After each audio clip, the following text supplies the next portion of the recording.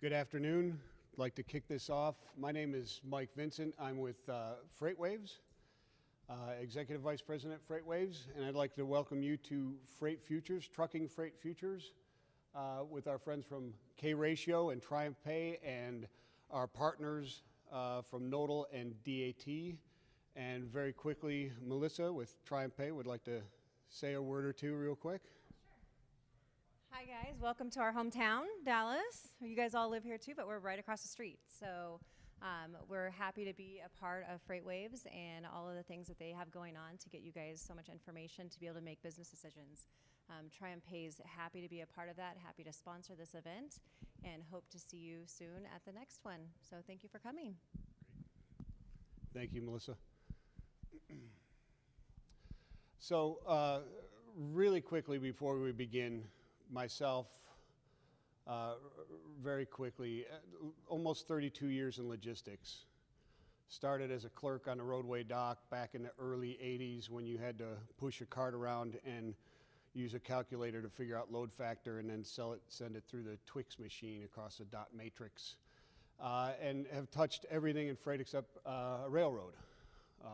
LTL, truckload, warehousing, ocean freight, air freight. Distribution, final mile distribution, brokerage and asset side in both LTL and truckload. And over the many years, I've managed purchase transportation expense of 100 million, 200 million, 500 million, and very, very difficult to set those budgets with a high degree of certainty for that year. Historical data, looking at the trends, looking at market experts in the different sectors of the economy, whatever you happen to be serving in the role you were or in the business you were, looking at what's going to happen into the future, wetting your finger a little bit, creating that budget, but then moving forward throughout that year, riding those peaks and valleys up and down. The windfall months hopefully outweigh those months where the pricing is going through the roof and purchase transportation or your transportation costs are going through the roof, right? Freight starts to build, it's moving fast, trucks are moving, there's plenty of volume, rates start to go up, it starts to slow down a little bit, they start to come down. Very, very difficult to manage that budget and hit it at the end. Lots of really good excuses and everybody understood what was going on at the end of the year for the most part. But very, very difficult. And so when I was asked or made the offer to join FreightWaves by Craig Fuller a little over 2 years ago and heard what he was doing and saw the team that he was building, I jumped at that chance, right? Pulling together this tremendous amount of tribal knowledge from C-level folks in the logistics industry, the finance world, et cetera. With years of experience that would have killed to have these tools that we are building at FreightWaves, the Sonar data platform giving you real-time visibility into what's going on in the freight market with macroeconomic data points, thousands and thousands of them, the first freight market dashboard of its kind, or of any kind really, and tools to de-risk that ride through the year of trying to manage your exposure to transportation costs were just phenomenal and something that I had to be a part of and the team that I had to be a part of. We've got some other members here of the team in the room to discuss afterwards, and they'll be presenting as well. Addison Albertson, Tom Mallon are here in the room to talk, as well as some of our partners here. K-Ratio will be here talking a little bit as well. But so, Freight Futures. Before we jump into this next slide, no truck is going to show up. These are financially settled contracts only. They're not forward contracts. You're not locking in a price for a specific piece of equipment to show up or pieces of equipment to show up months down the road. They're hedging instruments. The transactions between the shipper, carrier, broker, carrier, carrier, shipper, et cetera, the physical movement of that freight, the contracts for that price for moving that freight between those parties stays the same. These are financial instruments used to hedge and smooth out that volatility throughout the year. When they mature, it's cash settlement only. 500 trucks are not going to show up at your door for the price that you're trading these at. And we can get more into that later and have discussions. It's a major point. So let's look at other markets that have been introduced over the past few decades that are extremely successful. Liquid. Crude oil futures, $421 billion. Huge market. Gas futures, $138 billion. Another huge market. Electricity futures, $390 billion. Another huge market. The other things that these things have in common are that they're incredibly integral to their industries, to industry, and to our economy, and they're highly volatile. The prices fluctuate up and down.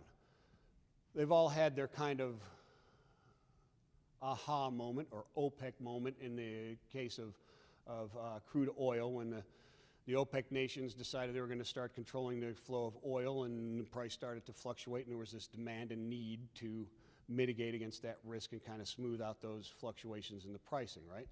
So you've got extremely large markets, integral to the economy and to the industry, highly volatile, and a strong demand from the industry to be able to de-risk against these price fluctuations. Let me show you a bigger market. Trucking, $726 billion, 30% larger than oil, larger than ag and petcoke and refined petroleum together, 2 times plus larger than electric. A massive market, a massive market. What's more is 84% of the ton miles in trucking are carrying these commodities that are already being traded. Not only is truckload a huge market at $726 billion, 30% larger than the next, 84% of the ton miles are hauling these commodities that are already being hedged. It's integral to industry. It's important to manufacturing. It's a large cost in their P&L, one of the largest costs of goods sold. And those that are utilizing trucking and are exposed to that risk, most of them are already hedging and understand this game and are looking for those instruments, those financial instruments, to smooth out that line, that cost item in their P&L. Trucking is also the largest mode of transportation in the United States. It's not rail, it's trucking, and it's also growing faster than GDP. Trucking represents 8% of the GDP. As I said earlier, it's one of the largest COGS, or cost of goods sold, in many sectors, larger than energy, integral to the businesses. 40% of S&P 500s state that transportation costs are the most substantial risk to their earnings. A huge market, integral to the industry and our economy, and a huge need from the industry to be able to de-risk their exposure to those pricing the volatile nature of the pricing. An example of the volatility. This is the van rate, the DAT van rate from 2014 through to the beginning of 2019 on Los Angeles to Dallas leg. What you're seeing here is from the lows in 2014 to the highs in 2018, 136% growth in price, cost per mile, 136% growth. Along that massive growth are swings up and down of greater than 60%. Throughout years, over the years, the volatility happens almost weekly, extremely volatile. Carriers just didn't enjoy 136% growth from 2004 to highs in 2018. I'm sure there's some people in the room here who vouch for that. There was plenty of years where and times when those rates were dropping.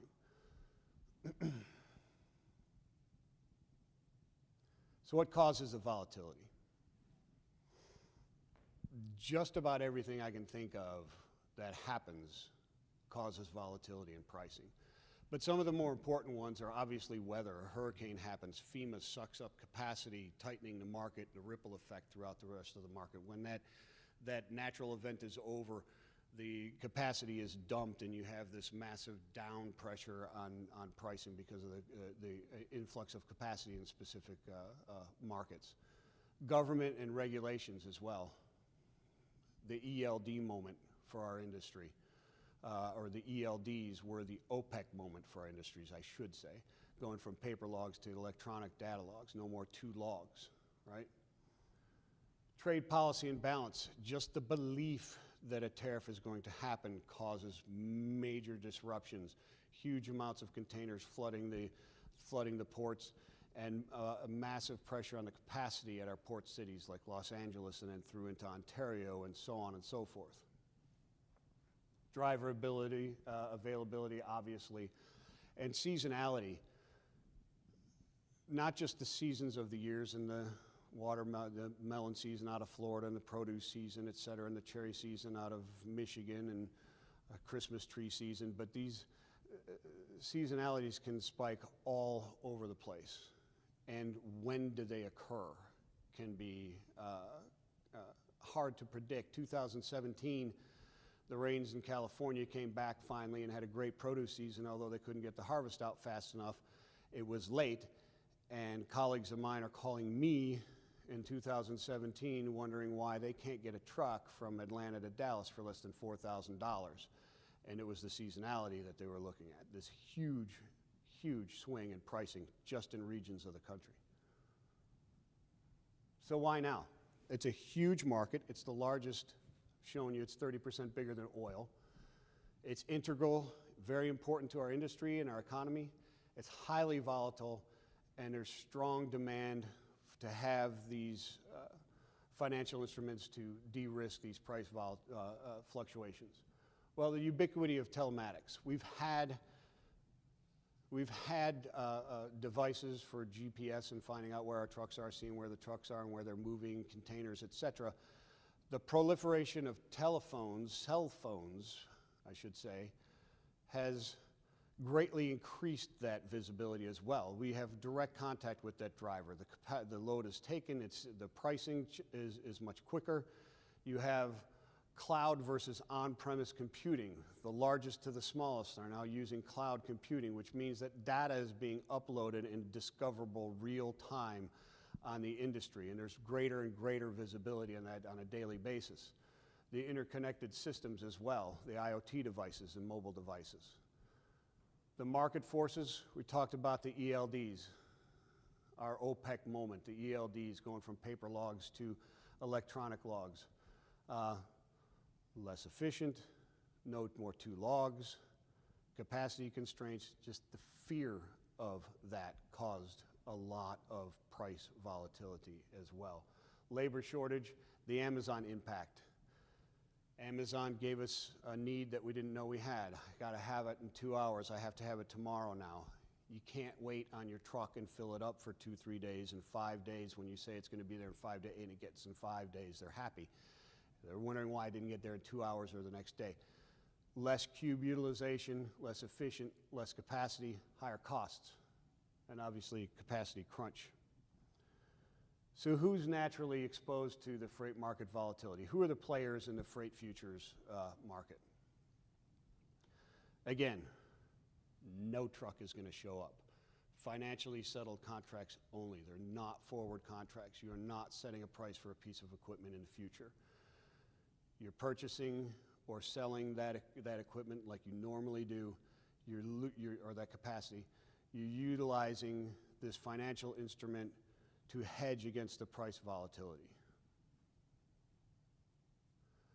So you have trucking companies that are naturally long. They make money, their margins increase when pricing goes up. They'll use these to protect against the short or when pricing drops and their margins are compressed and their profitability is compressed. 400 or 4,500 plus companies with $20 million or more in revenue per year. a large market to be utilizing freight futures. Shippers, naturally short. They want the pricing to be down. Huge cost of goods sold, if you recall, 40% of the S&P. 20,000 that spend $10 million or more across the United States. The Procter & Gamble's of the world, the Nestle's, et cetera. So they would be taking a long position and protecting against those high spikes like we saw in 2018, the huge spikes in pricing that occurred, putting huge pressures on budgets. And of course, freight brokers who are kind of in the middle, long and short, depending on the way you look at it. They need to take a long and short position, which is counterintuitive, but I know someone who'll be up here talking about that shortly. So, reviewing real quick, a recap. What do you need to build a successful liquid futures market? A large and volatile market. Trucking is 30% larger than oil. It's 726 billion plus and growing. It's an enormous market.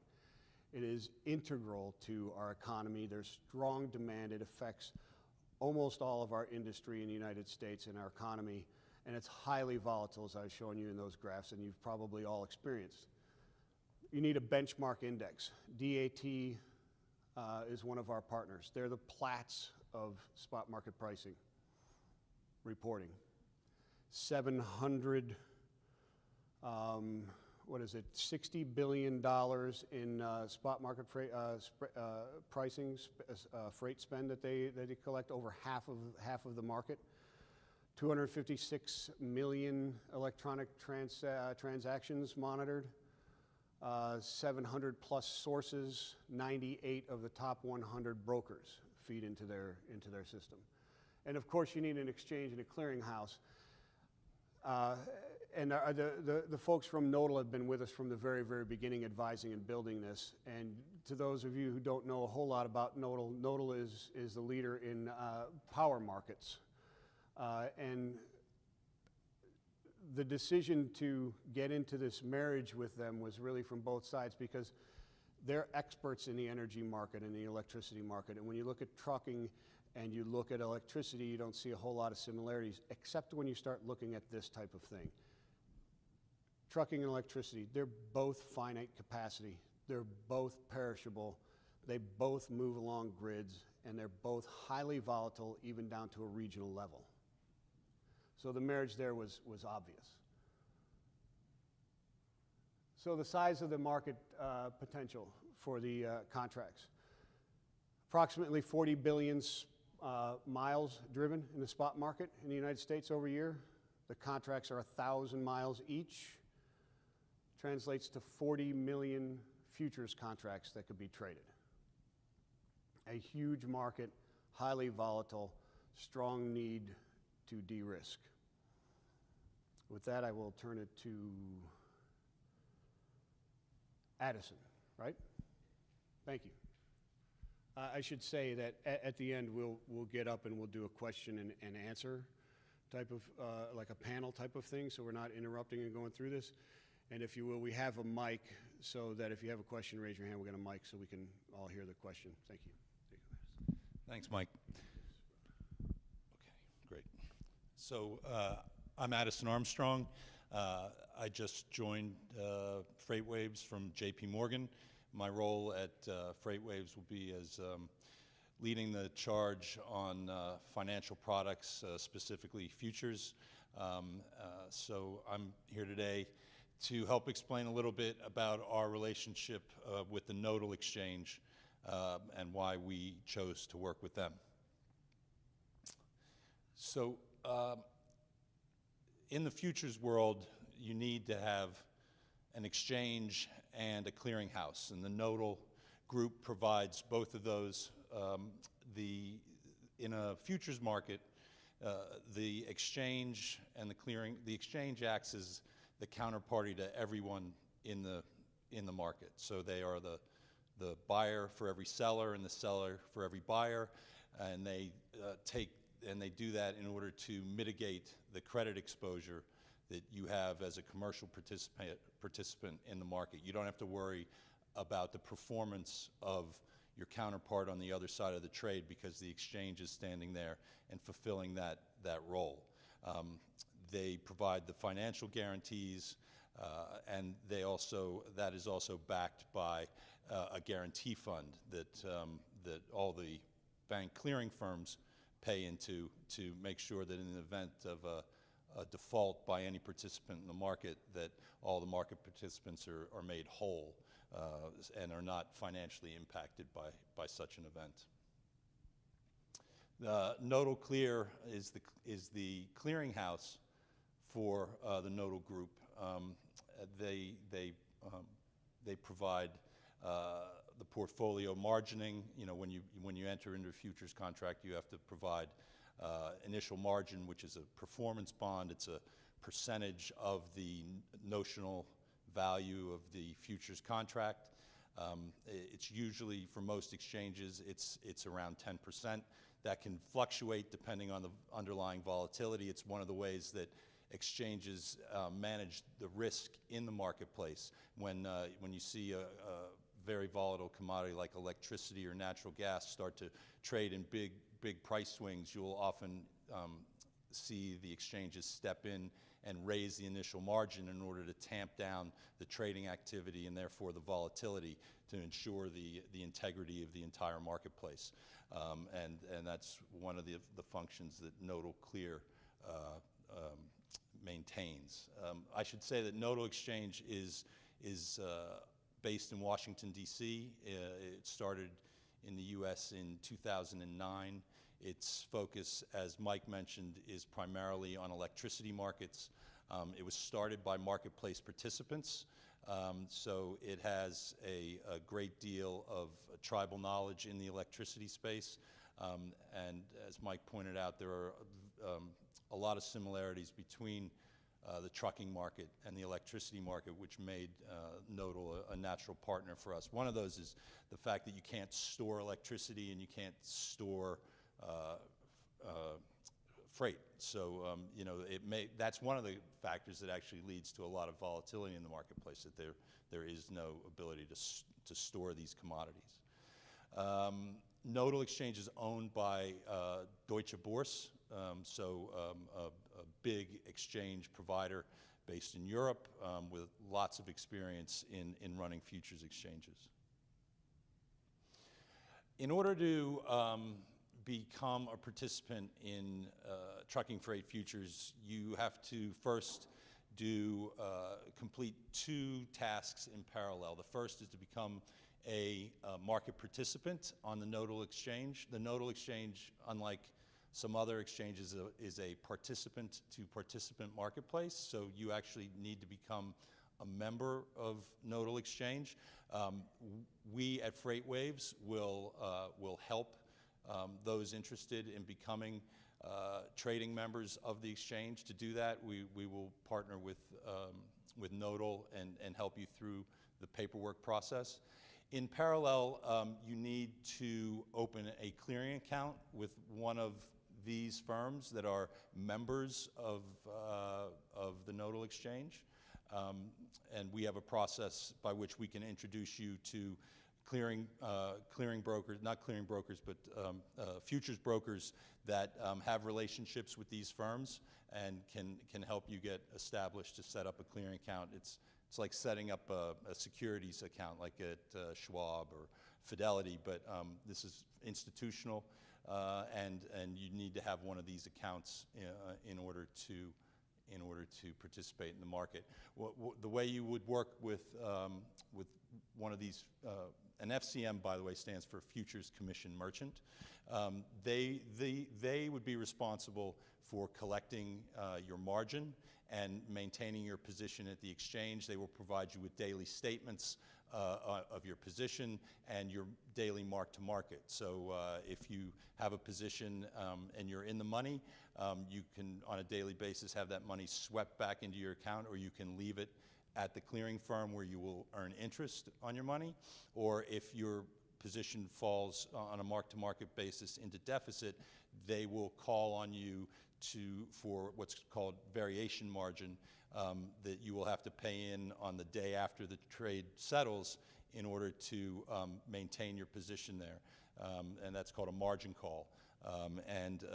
You will work with, once you have an account, you will work with one of these firms that you've chosen on a daily basis to maintain that balance between being either in the money or in deficit and having to top up your margin.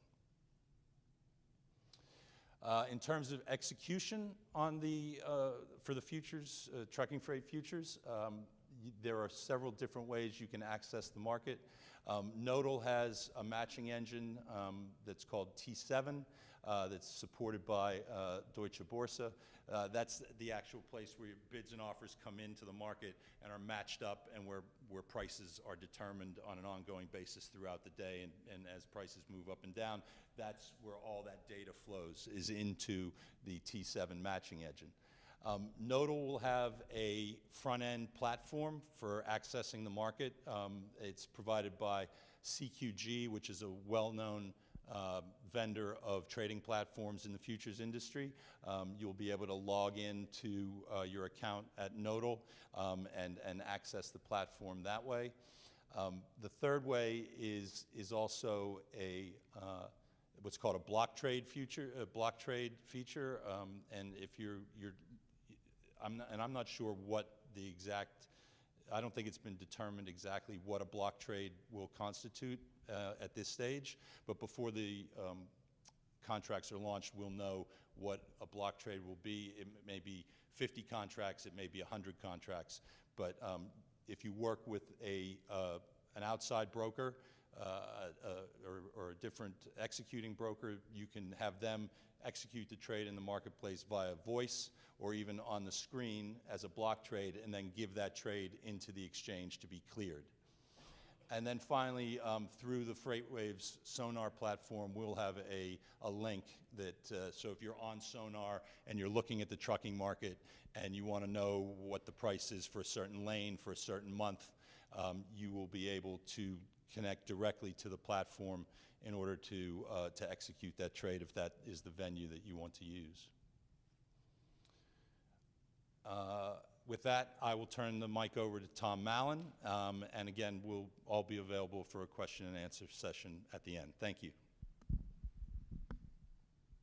Thank you, Addison. My name is Tom Mallon. I'm Vice President of Financial Markets and Trucking Freight Futures, and I want to take you through the highlights of the trucking freight futures contracts.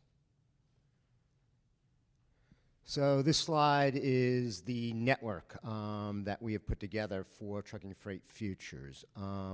We've identified through work with Nodal Exchange as well as DAT 6 cities, which are transportation hubs, which will comprise 7 different lanes. And from those 7 different lanes, we'll also calculate regional averages as well as a national average. So up to 11 futures contracts will be listed on the Nodal Exchange for trading and clearing. So in the West, we have identified Seattle to LA, LA back to Seattle as 4 origin destination pairs, and that would comprise the West Coast average. In the South, it's LA to Dallas, Dallas back to LA, and from there, that will make up the Southern basket. And then in the East, we have the triangle, Chicago to Atlanta, Atlanta to Philly, Philly back to Chicago. And that would comprise the East regional average. And as I say, from that, we have calculated a national average as well.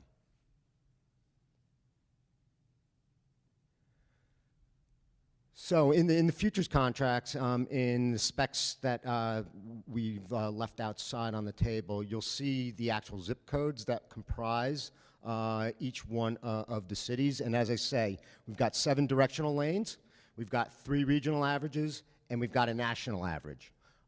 These contracts, as Mike alluded to, are cash-settled contracts. And as he alluded to, a truck will never, ever show up. The contract types, it's a daily settlement. The standard size is 1,000 miles, so one contract is equivalent to 1,000 miles along the lanes that have been selected. They're financially settled. They're based on dry van line haul rates, so no accessorial charges or fuel charges are taken into account in the lane rate. It is strictly the spot rate that we are capturing. The contract series will go out 16 months, so you'll be able to trade trucking freight futures 16 months forward, so you can manage your risk throughout an entire year and a quarter.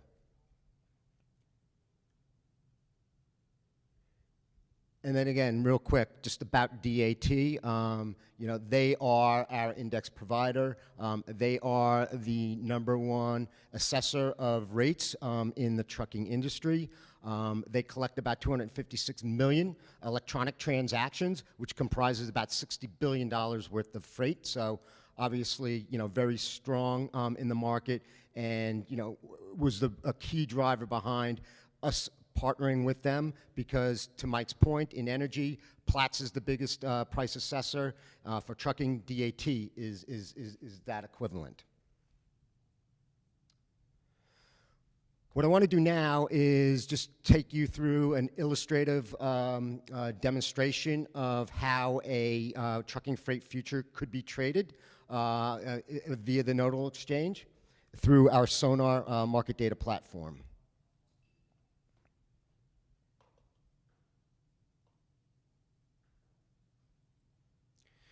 So what you see on the screen is Sonar.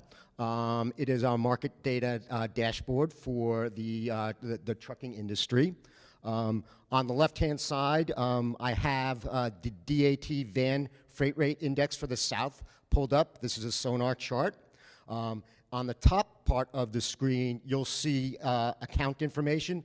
This is the information that is set up by the FCM, your clearing member. As Addison talked about, you have to have a banking relationship with a clearing member in order to be able to trade trucking freight futures. In the middle component are the contracts that are available for trading on this simulator. And then to the bottom is my order and position management capability. So if I'm trading, I can see any order that I've put into the market, as well as any trade that has been executed.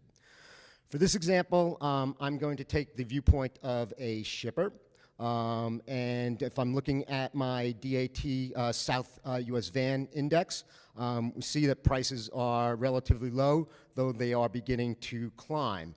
So as a shipper, I'm naturally short capacity, meaning I want to protect against a rise in rates. In this example, I'm looking at the South US Van rate.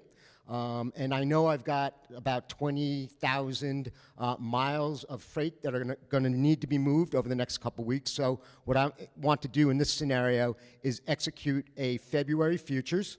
So I would click on the February futures, which is highlighted in blue.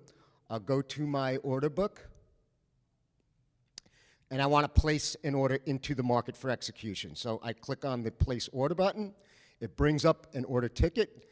As I said, I want to hedge 20,000 miles. The contract sizes are 1,000 miles. So in this scenario, I'm going to want to buy 20 trucking freight futures contracts.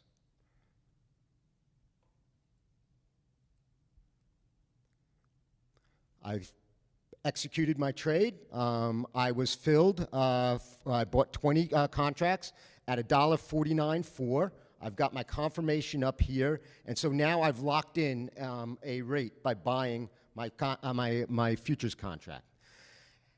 As my capacity is being secured, I'm going to want to unwind that position. So in order to unwind that position, I'd go back into the futures market, the February contract. And in this scenario, I'm going to want to offset the 20,000 miles by selling 20 futures contracts back into the market.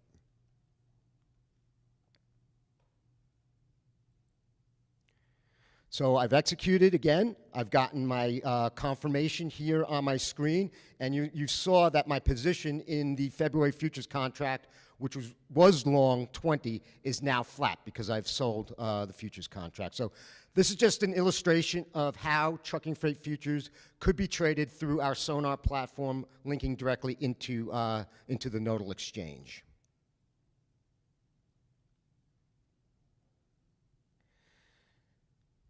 And with that, I'm going to turn it over to Kyle Lintner from K-Ratio, and he'll take you through some use cases.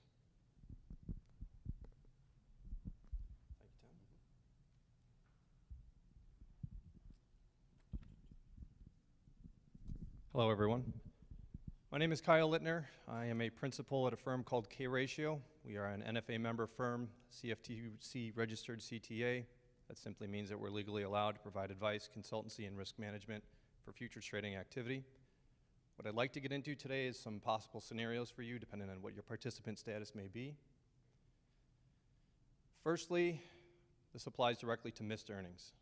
It's been said earlier, I'll say it again, 40% of all S&P 500 companies cited higher transportation costs as a reason for decreased profitability in 2018.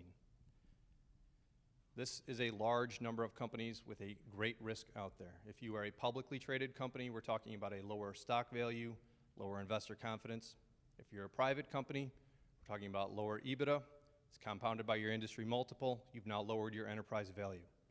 It's estimated that 5 to 14% of the cost of goods sold is directly related to transportation spend.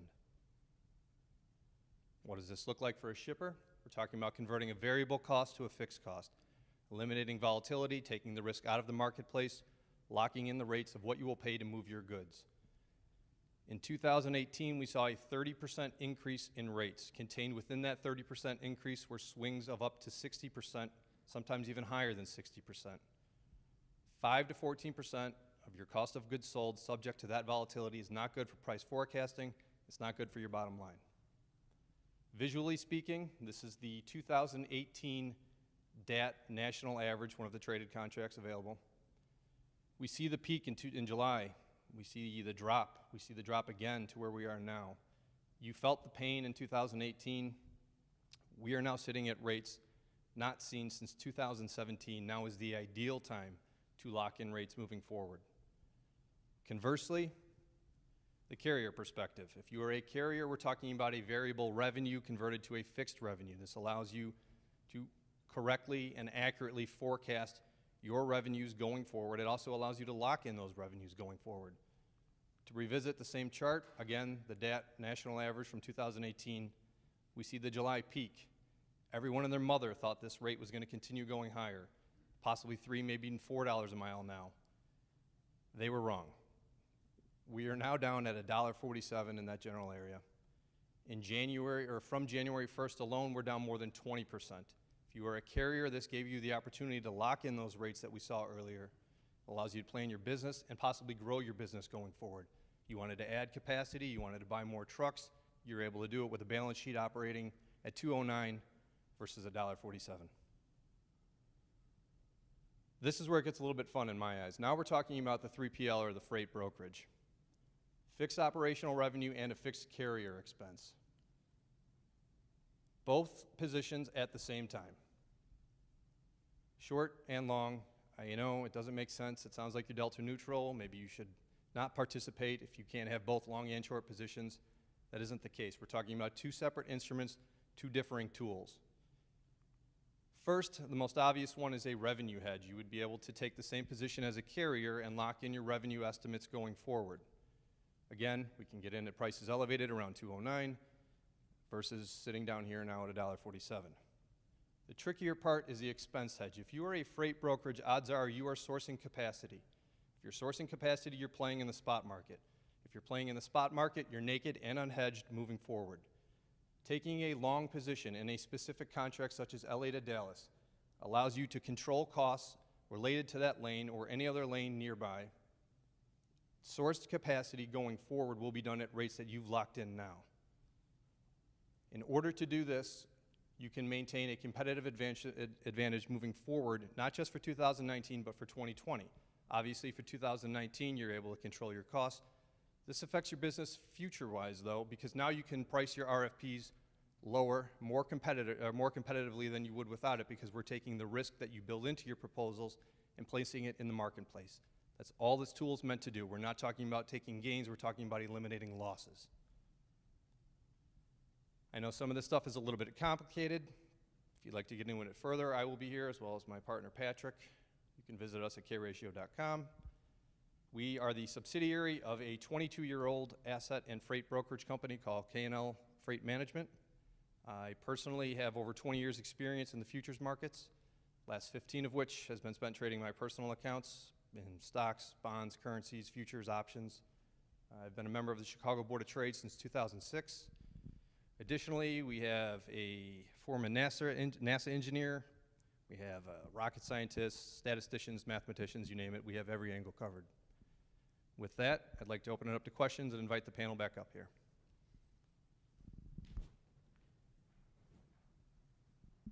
Really, no questions? Sorry, can you just wait for the microphone, please?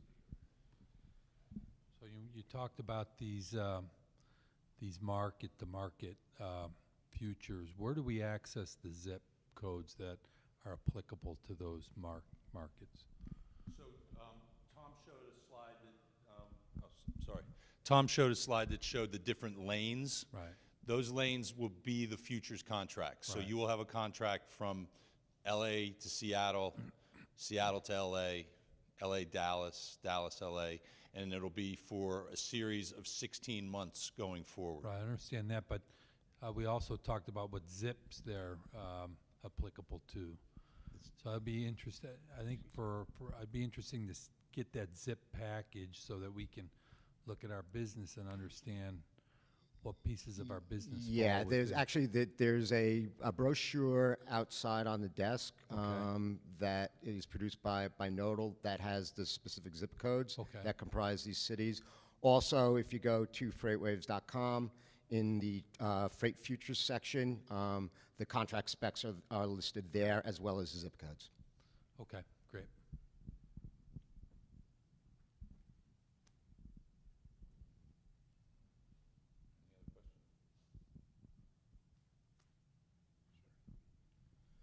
Well, if there's no other questions, then thank you very much for for attending. And I just have one more question.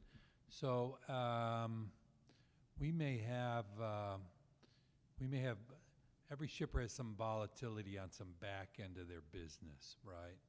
In other words, I might be perfectly happy with contracts I have and relationships I have, and I like that price, but I want to protect the tail of that lane. So I may run on one of these lanes 5,000 moves a month, right? Am I able to purchase futures to cover my risk on 800 of them only because I like my position on the other 4,200? yeah, definitely. I mean, you're taking a portfolio view of your business, and so yes, I mean you can move whatever portion of your business to futures to manage whatever exposure you want to manage.